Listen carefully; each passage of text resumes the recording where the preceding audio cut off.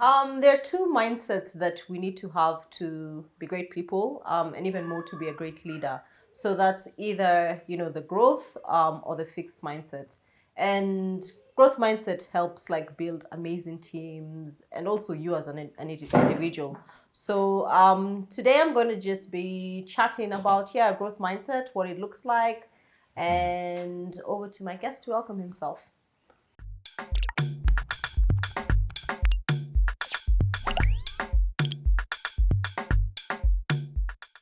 Okay, my name is Josiah Mugambi. I call myself, recovering entrepreneur. Recovering. Having done that for about 4 years now. I've worked in tech for about 20 years. Currently, I'm at C Squared as a solutions architect lead. Okay, that's a mouthful, but try and remember that.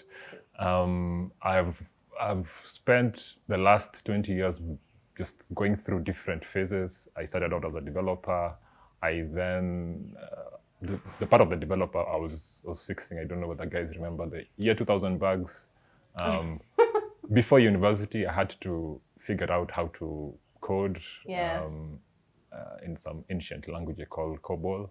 Ooh. And then I switched to engineering in uni. I studied it at JKU, at Jomo Kenyatta University. And then I spent some time doing what I call, or what people call, ecosystem building. So the early tech ecosystem in Nairobi, where there was a lot of open source gathering of people, I was part of that. Sort of building my network. I just found myself doing it without actually thinking about it. Yeah. Then spent time at Nokia Networks, which is now Nokia Networks, as an engineer. And then talking about growth, I sort of I had this urge to change my career and decided to become an ED at iHub, which is an innovation, one of Nairobi's most famous or fast innovation centers. I had been involved in the background, but then switching from an engineer to essentially running a team of, I think it was 30 or 40 people. Oh, wow. That was talking about growth. That was like 0 to 100 in a day or something. Then now tried a bit of entrepreneurship, and then my job right now at C Squared. C Squared. Yeah. I love it. Recovering entrepreneur. I've talked about entrepreneurship in my previous videos, but just like when you say recovering, I bet you had a lot of lessons. Like, give me like just 2 lessons from entrepreneurship that you'd want to share. I love hearing different. Okay. So it's not so much entrepreneurship per se. It's the pressure of having to deliver something within, as an employee. Say you have a tight deadline, you have a sales target, for example. I think it's probably nothing compared to that sinking sensation in your tummy when you realize you probably won't make payroll this month. Yeah. That's like tough. Going through that a few times is the times when you don't know whether you're going to be auctioned, kind of have gone through that. Oh shit. Or nearly gone through that. Yeah. And then going through that and learning to cope with that, to trust that things will get better in the end. Character development. Yeah. Character development proper. Yeah. Awesome. All right, cool. So let's just switch gears into the topic. Describe to me like what growth mindset is. What a growth mindset is. I think of it as something, people say it's something, it's not my definition per se, is one can continuously learn and improve their intelligence, their skills over the course of their life. Versus a fixed mindset where there's a sense that you have this so-called intelligence and really can't change or you can't improve it much. That's really, what you like, layman's explanation of growth versus fixed mindset. I tend to think it's actually a spectrum. It's a spectrum, okay. It's not, of course, the extremes, but it's. I suspect that many of us at different times in our lives would exhibit a fixed mindset of a growth mindset. Yeah. But some people tend to one side or the other. Okay, cool. Yeah. And I mean, you've talked about a few characteristics of a growth mindset, like being willing to, I think, learn. Are there any other characteristics we can deep dive into on the growth mindset? Yeah. So curiosity, which is kind of a willingness to learn, but just curiosity is that you want to understand, say, how a particular thing works, and that's coupled with a willingness to learn from others. So which follows a level of humility. So there's this argument that I've seen on social media and others is a tendency for people to argue that if you're not an expert, say a doctor, if it's a medical issue, or say an engineer, a road engineer, you should comment on that. Which I find, you will go to a road engineer for a medical subscription, prescription, of course. Yeah. But the sense that you don't have anything to add to the conversation, I think is disingenuous, and you'll find that a lot of people who are curious enough will probably have a lot more to contribute to a discussion, just based on their past experiences in different fields. So there's that sense of being willing to listen to different points of view and learn from different divergent points of view. So being willing to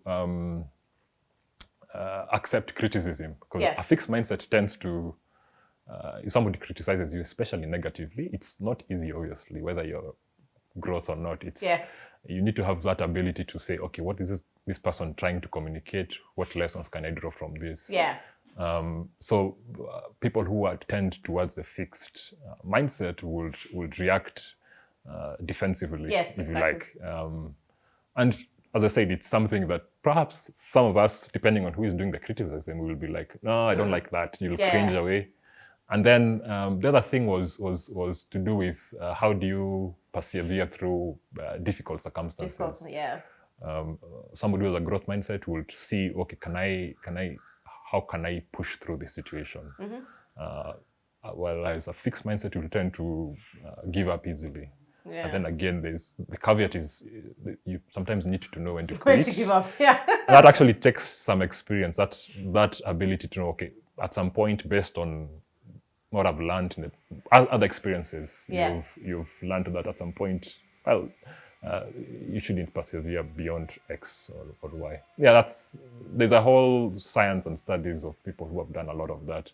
But those are some of the characteristics that I think characterize both sides. Awesome, cool. So do you have like any personal experience where you felt like you really needed to tap into the growth mindset, or maybe you're at a point in your career where you kind of felt like you're in this fixed mindset and you needed to change gears into like growth?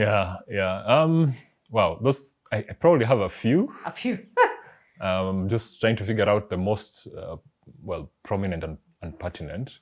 So I think my transition, as I said, between working as a lead engineer at Nokia Networks, working across different countries. It was a good job. I was growing. I was learning. I was recognized as I think there was a global, an Africa leadership program that I was part of. Awesome. That was a good experience. Got to travel a couple of places.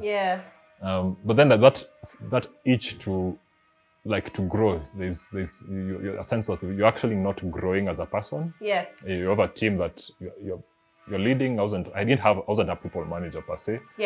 But I had people that I was senior to, and I was responsible for mentoring and coaching and guiding. But there was a sense of I am doing stuff that, if I was to think about it, if I transfer to a different company, I would struggle to adapt. So, okay, it means almost sounds like a segue. I've been reading David Epstein's Range. In the last chapter, it's actually, I always pretty much have it always around me. It's your Bible. Not a Bible, but there's a lot of useful lessons there around specialist versus generalist. I consider myself it's a whole debate, which is a kind of linked to this growth mindset. You'll find that generalists tend to be more people who have a growth mindset, because you tend to sample a lot more. So David Epstein argues that you should explore a lot more early in your career. So this thing of having, I think, fourth form in Kenya through the 844 system was, they had I think people selected their high schools this past month or so. Yeah. So I think of, or universities, sorry, such a long time ago. Yeah. The idea that you can decide that I'm going to become a doctor, an engineer, engineer, lawyer.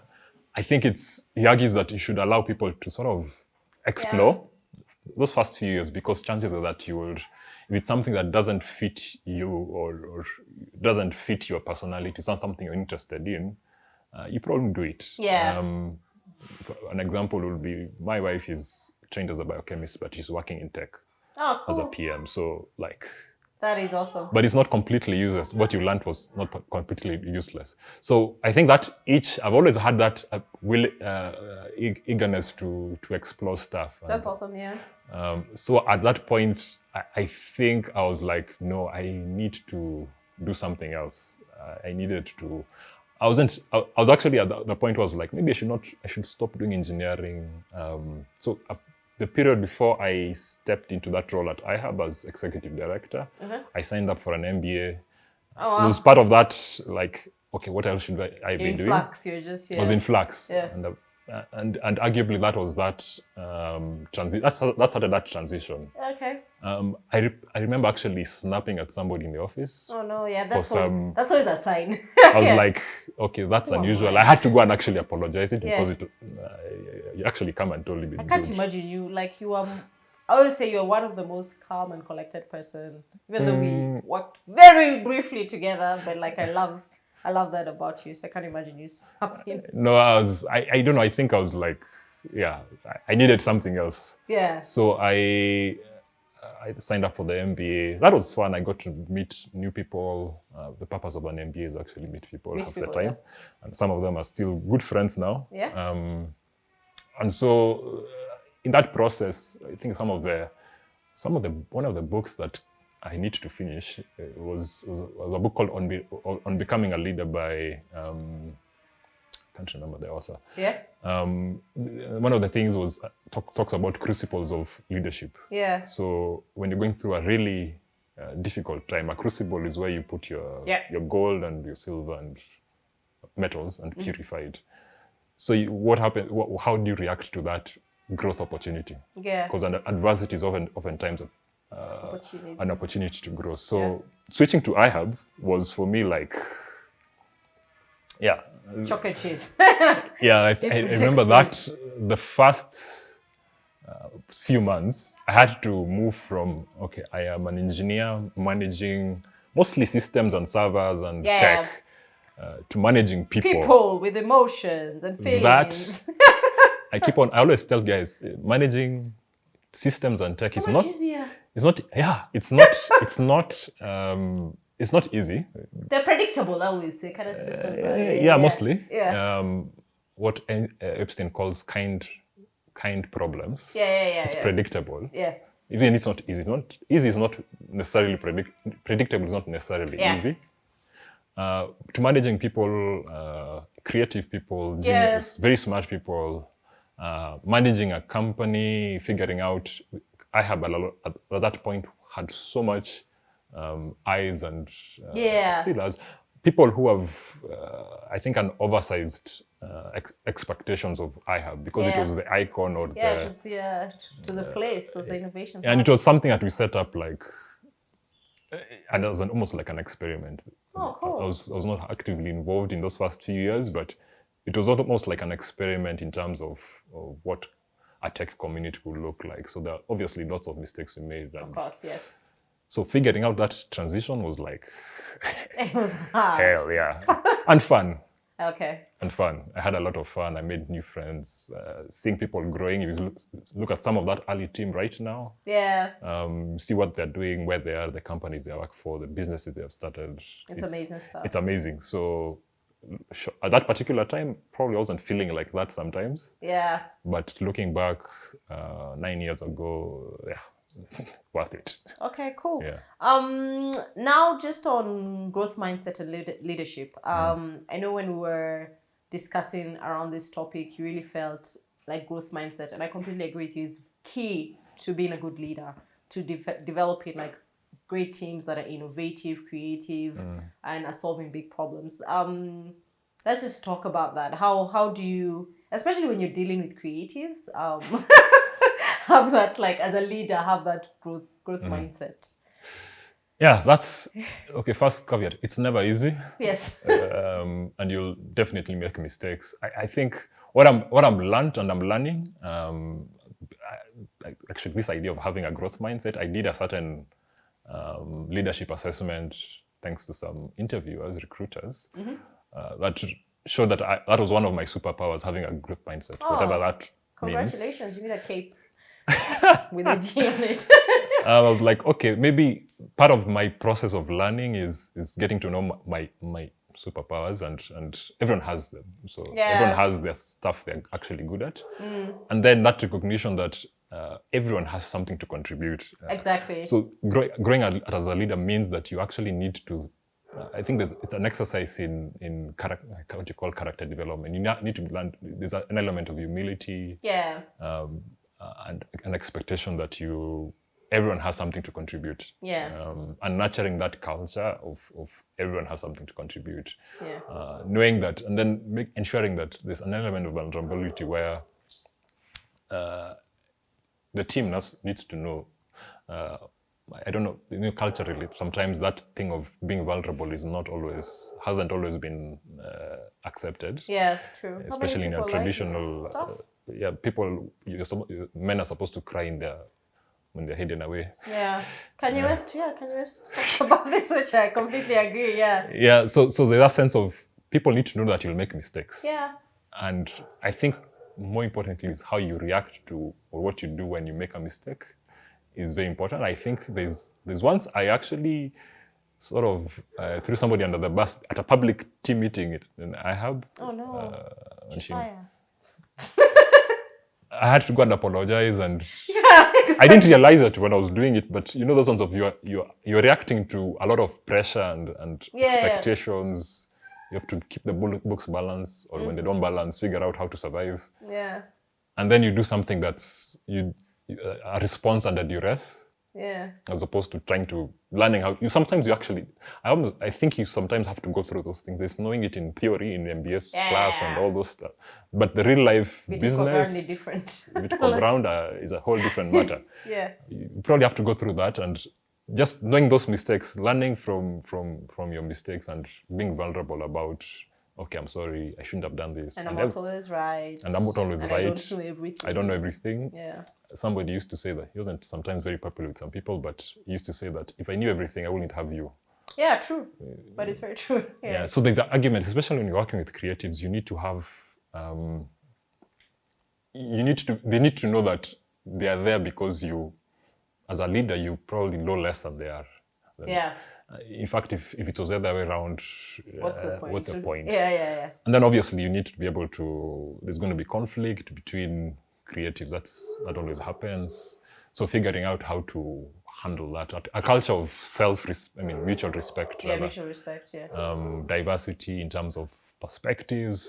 Because a growth mindset means you have to be able to listen to people from contrary ideas to yours. I have a different viewpoint from you. Yeah, you don't have to agree, but you have to listen. Listen, yeah. I think listen and respect. That thing of interrupting people sometimes is rude. Some cultures, actually, it's fine. There's also the cultural context. Some of, in Kenya, we are considered like docile-ish. Passive-aggressive. Passive-aggressive. It's okay, but, yeah, but it's not okay. No, it's not okay, actually, yeah. So how do you, in such a place where you have somebody who comes, even within Kenya, there's culture that are different. Yeah, those microcultures, yeah.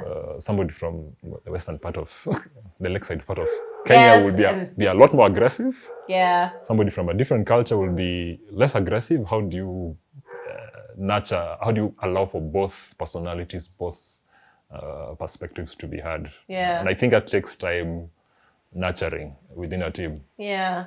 Funny, I'm not talking about tech, but I'm a hardcore techie. But that is like usually one of the biggest things with teams. Like, how do you make sure?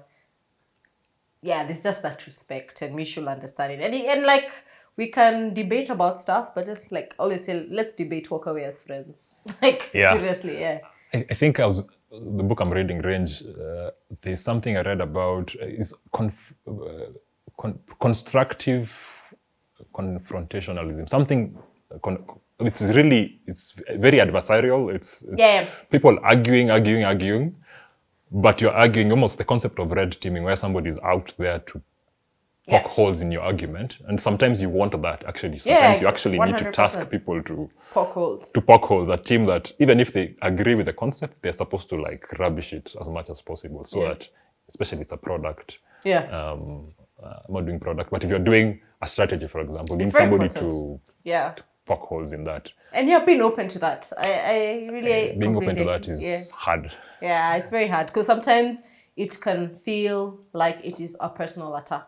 Yes. Yeah, because you've sometimes what you're doing, the work that you do, it's like your identity and your whole being, and you feel like, oh my God, like I felt that this was like so right. I think I've gone through that, especially with IHAB and the work that we, when you're putting something into an organization or a vision, and then I think we had a lot of detractors or perceived detractors sometimes, but what is real and what's perceived is not necessarily the same. Not being able to know the difference because your identity is tied into the success or otherwise of an organization. Being able to put those apart takes some time, I guess, and experience. Wow. Yeah. It's complex. It is complex. People are complex. It really is. They're like the most complex beings. Yeah. All right, cool. Do you think like sometimes I have met leaders who I'm like, I'd love, like, you meet them, the fixed mindset. And sometimes I wonder, is it easy to get them to that growth? They've never experienced like a place of growth mindset, because I think like it's kind of a very new concept. And like some situations and some workplaces need that fixed mindset. It's like, no, this is how we're doing things. It has to be very militarily done. Yeah. So can someone easily switch from like that fixed mindset to kind of like growth mindsets? And what are some tips to help like people, like my viewers listening who are in a fixed mindset, to make the shift over? The example around, say, a military organization, you don't want people to, let's put it this way, be super innovative in a situation which is pretty much life and death. Yeah. You cannot be too innovative when it comes to balancing your books as an accountant. Yes. Because you run into creative trouble. Accounting. Creative accounting, is not the best thing. Yeah. So, but then again, there's a sense of, there's some things where, even using that military example, I've no experience with armies and militaries, but I think part of the training they're given is being able to use whatever is in front of you, especially when you're fighting or you are deployed, to figure out a situation. Of course, there's a line of command. So knowing there's some things you can't do, but then you've been given some room to innovate, because I believe everyone has space to grow. Yeah. So thinking as a parent, when we look at my kids and the things that they explore, they always, as a child, just think everyone has a growth mindset. All like we're born with a growth mindset. We're born to, when a child is born, they're already looking around and trying to figure out, okay, what does this do, even if they shouldn't put their fingers into the plug. Learn. So they also need to learn they shouldn't do that, either by some form of punishment or discouragement. And then when they do, they will get a reaction where like, well, that didn't feel that good. Yeah. There's some things where you want to protect them for. There's some things you should protect them for. Definitely. Some things they should experience some pain. Yeah. So I think it's, before going that direction of too much into the children example, I have one example that I can use. I think it's about somebody gaining the confidence to try new things. For me, it's a case of, I'm a very reserved person, usually. And some people will disagree with that. So learning to, like, doing this podcast interview, I think I tried. You tried. But it's because I am learning to just be myself. Yeah. So there's, I think, just learning to be yourself. What's your personality? If you like talking about something or doing something, so it's writing or doing a podcast. And I love all the or- work you're doing, like with the writing and Yeah, that's me It's- just blabbing. Sometimes I figure I should just write less and more constructively. But I'm also learning that if you try and push something off too much, you probably won't do it at all. Yeah. So building those muscles of disciplines, because it's a discipline thing. Yeah. So true. So yeah, putting yourself out there. I only do this like when I shared to the world that I've joined C Squared, something I would never have done in the past. Oh, really? Yes. Wow. But I was like, okay, Yeah. what's the worst? Yeah, exactly. Yeah. Does it come from a place of fear, judgment, shame? I think it's maybe judgment, or what will people think of this, or Why? I don't know. It's just, as I said, it's personality, probably learning my personality and learning to see those parts of my personality that this is probably not a good idea to do this. Okay. So taking active steps. So after that leadership assessment, I had some sort of, it gives you like the whole spectrum, some weaknesses or perceived weaknesses or strengths. I don't think they call them that, they call them something else. Yeah. So like doing something like this is one of those things, like almost like, okay, I'm not forcing myself to do it, but you're taking active steps Actually, yeah. to grow in an area where you need growth in. Yeah. Like for example, if you asked me about trying to do sales, this is 2022, like 10 years ago, I will truly tell you I'm not interested in doing sales. Actually, there's a time I was like, never touching sales. Right now, I'm like, oh, that's one thing I need to learn to do really well. So you took that up. So it's something I'm hoping to figure out. Interesting. Yeah, and actually, I have to plug into sales in my current role. Anyway. Yeah. Okay. So yeah, just learning how to listen. What's the science of it? What's the art of it? Yeah, I think it's looking for active where you're weak. You could be doing an assessment or talking to a professional coach if it's something you can afford. Or Yeah. just asking close friends. I actually did that. I think when I was living in IHAB or about that time, I just texted or messaged a couple of friends at that time and tell them, what do you think I should do next? What do you think I should, what path do you think I should take? You don't have to take it, but Yeah, just to hear. Just to hear what people think of you, people who have worked with you, people who know you really well. And That's then a really good idea. I'll do that. taking that step, it won't necessarily work like instantly, because I think it took me a bit of time to figure out where I should go, because again, one of my strengths is I can do multiple things. Multiple things, yeah. And not necessarily... You're a generalist. My generalists, there's some generalists who are actually really good at many things. Yeah. So that's actually a perceived weakness in the workplace, in some workplaces. Oh, interesting, yeah. Yeah, there's a whole generalist versus Yeah. specialists. I think the argument is there's some stuff you should become really good at, but you should also develop the whole T-shaped. I think everyone at some point has some stuff they're really good at, but they should be willing to explore or learn about other areas and to know if I need an expert in microbiology. I don't know where that's in my head. Yeah. I want to learn about how the COVID virus mutates. You know, there's a resource, especially with the internet, you can learn A lot. Yeah, not everything is good, but knowing, that's a whole discussion. Awesome. All right, cool. So I always wonder, do you think culturally as Africans, what do you think we are? Like, sometimes I feel like our home settings, make us, yes, we grow up where we're allowed to be like children, but at a certain stage, you're kind of expected to, That's interesting. be fixed. Then I feel sometimes that kind of translates into the workspace and then into your life. And I just wanted to hear your thoughts on that.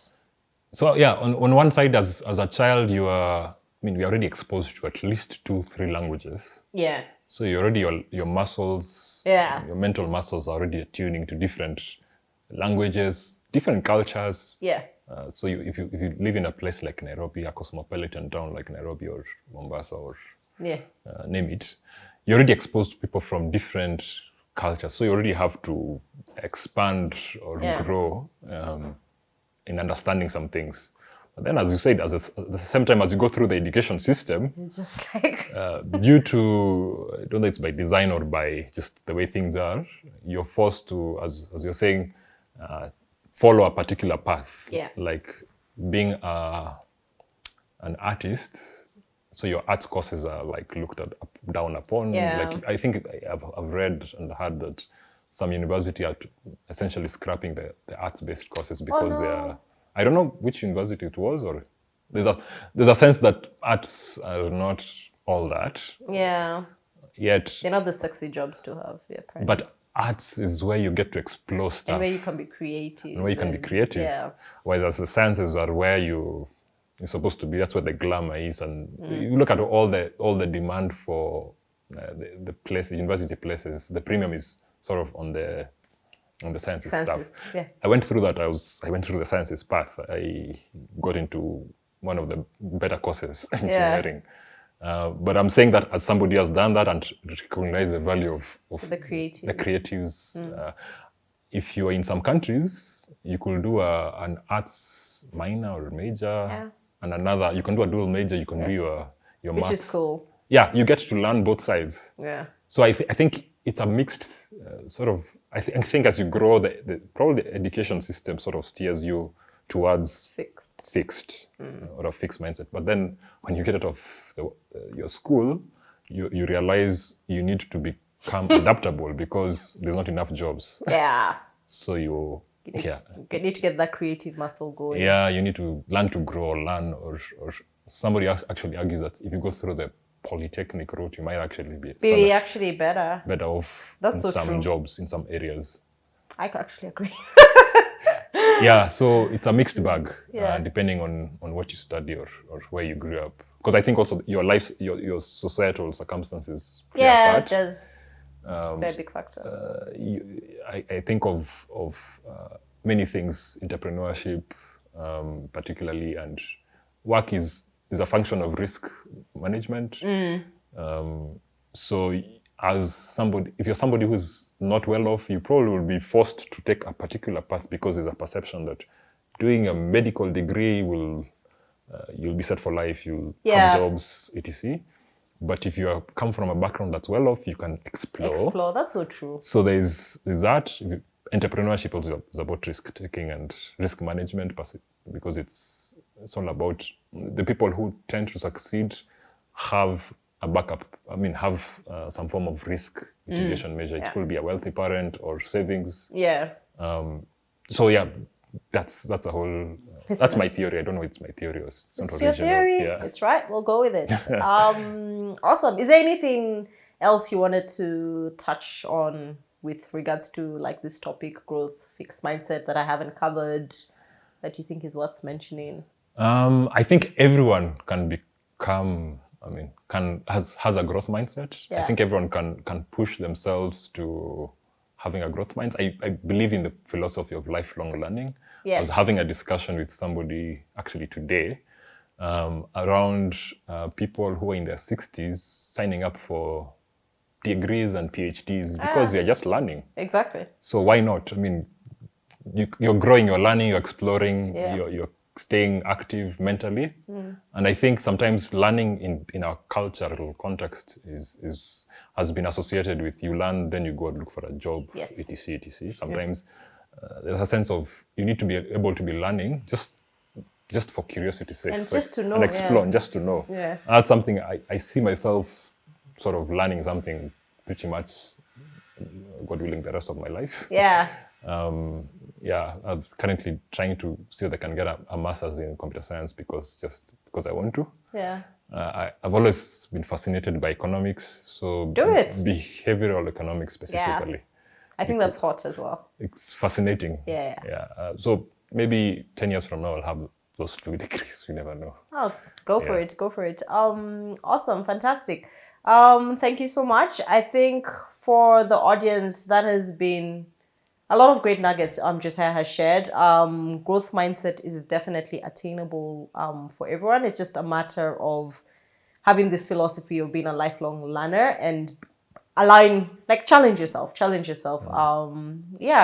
As usual, please make sure you subscribe, comment, and share. And I'll see you in the next one. Ciao.